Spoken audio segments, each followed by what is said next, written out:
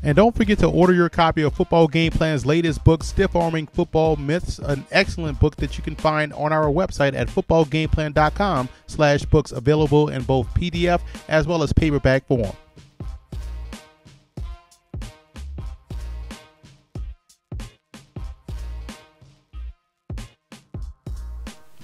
Welcome to footballgameplan.com, where football makes sense. I'm Emery Hunt, the czar of the playbook. Bring you our 2014 NFL team preview for the Kansas City Chiefs. We're going to take a look at their offense, their defense, as well as their special teams. But first, let's start off on the offensive side of the football with the quarterback position. The Chiefs got great, consistent play from Alex Smith last year. The most important thing he did, which is valuable, is that he protected the football. And what you want to see happen is for Smith to attack more vertically downfield. The Chiefs' third down offense suffered because of it. Smith is more than capable, but there is room for improvement. The battle for number 2 will be more interesting. Chase Daniel, Tyler Bray, and rookie Aaron Murray will compete for the backup job. And to be quite honest, each one of these guys are more than capable, and I think this is a good group of quarterbacks for Kansas City.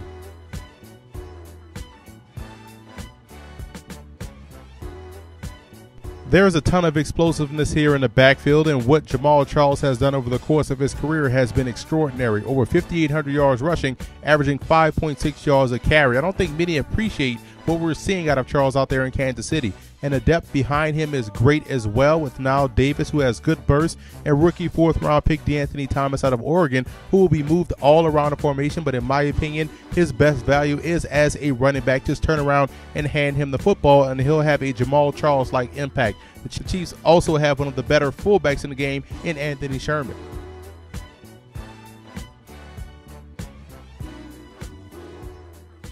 This is an area of the team where much more production is needed. They are a decent group, but not spectacular. The one consistent player is Dwayne Bowe, who was second on the team in receiving last year, and losing Dexter McCluster takes away a piece of the passing game, but guys like Donnie Avery, A.J. Jenkins, and Junior Hemingway have to begin to elevate their game. Granted, it's not their fault that Alex Smith doesn't take risks down the field, but the opportunities they do get, they have to do a better job of maximizing them. 3 guys that could surprise here are former Saskatchewan Rough Rider wide receiver Weston Dressler, who's a dangerous slot guy, Mark Harrison, and undrafted rookie free agent Darryl Surgeon out of the University of Louisiana, who also has some return ability. I like the tight end position a lot more with the dependable and reliable Anthony Fasano, along with second-year player Travis Kelce, who missed the majority of the season with injury.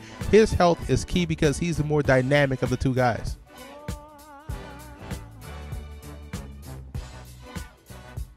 There are some questions up front this year for Kansas City. Losing both Jeff Swartz and John Asamoah does weaken the interior, and is up to guys like Jeff Allen, who's talented but must find that level of consistency in his game, and rookie Zach Fulton, Reshaw Johnson, and free agent signee Jeff Leichenbach to help strengthen the pass protection, which had its fair share of issues last year. The good part is that center Rodney Hudson is the rock on the inside and will do his part to keep things flowing correctly.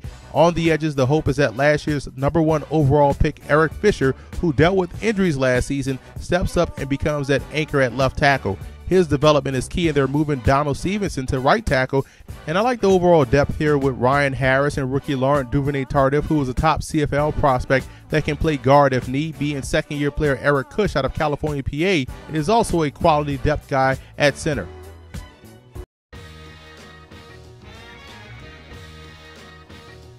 Up front, it starts with Dontari Poe. The 3-year defensive tackle out of Memphis made the Pro Bowl last year because of his play on both ends of defense. Poe was in on 52 tackles and had 4.5 sacks. Both Alan Bailey and Mike DeVito are very good versus the run, but don't give you anything rushing the passer, which is why in free agency they signed Vance Walker from the Oakland Raiders to bring some pressure at the 5-tech position. I also think we'll see more of last year's 7th-round pick Mike Catapano out of Princeton, who's an athletic player who also has the ability to bring it off the edge. And now that Jay Howard is fully comfortable with the system, he should log more minutes at nose tackle.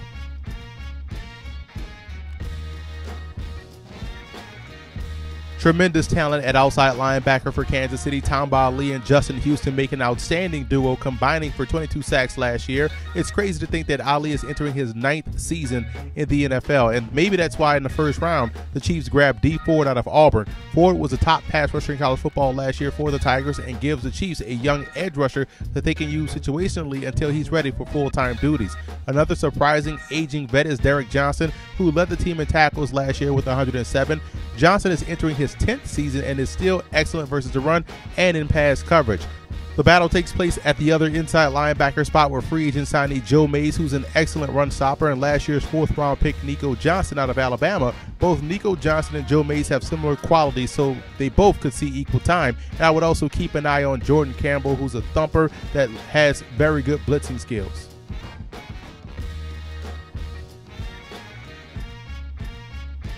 Gone is Brandon Flowers, and the Chiefs are going to go big at cornerback. Last year, free agent signee Sean Smith did a solid job picking off 2 passes and had 16 pass breakups. And Marcus Cooper was a big-time surprise last year as a rookie. The 6'2" corner out of Rutgers was always around the football with 21 pass breakups. His success last year doesn't guarantee him a starting spot, as the club brought in Chris Owens from the Miami Dolphins and drafted Phillip Gaines out of Rice in the 3rd round. I think Gaines has a great shot to start at nickel, and Ron Parker also provides quality depth. At safety, Eric Berry was a first-team All-Pro performer after picking off 3 passes, bringing 2 back for touchdowns. And gone is free safety Kendrick Lewis, so that leaves Hassan Abdullah and Malcolm Bronson competing for the starting job. I think Bronson would actually give Kansas City great range and ball skills at free safety, so we shall see. Once Sanders Cummings returns from injury, he could factor in the mix. I also like undrafted rookie free agent Daniel Sorensen out of BYU, who's always around the football despite being limited athletically.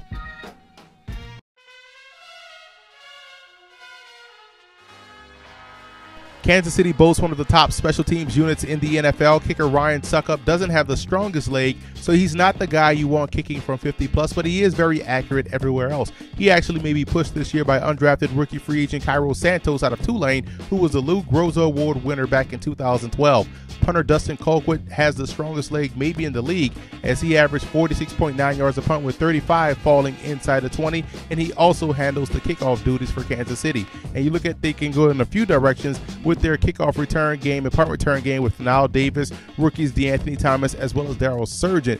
My suggestion would be to go with the Black Mamba DeAnthony Thomas and sit back and watch the show.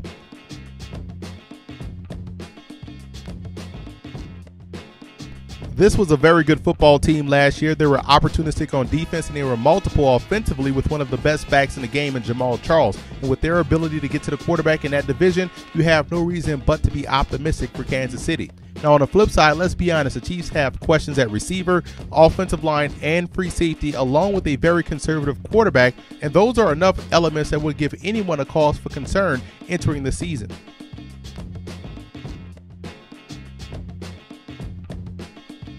The road to the Super Bowl for the Chiefs goes as follows. Number 1, that offensive line has to solidify. They did a great job last year opening up holes for the running game. Can they pass protect and give Alex Smith time back there in the pocket? And that passing game has to become a threat. They have to level the playing field with both the running game as well as the passing game. If they can become a threat, I think it bodes well for Kansas City moving forward. And they have to stay aggressive defensively. That's what kept them in ball games. That's what actually won them some ball games. And if the defense can hold up their end of the bargain, Kansas City can definitely go far this year.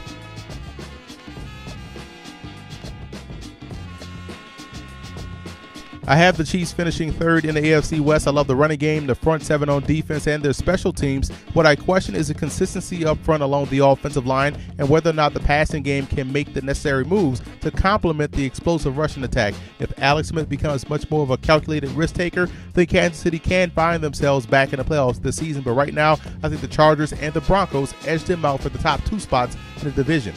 And I also want to give a huge shout out to Chiefs fan forums for always showing football game plan support.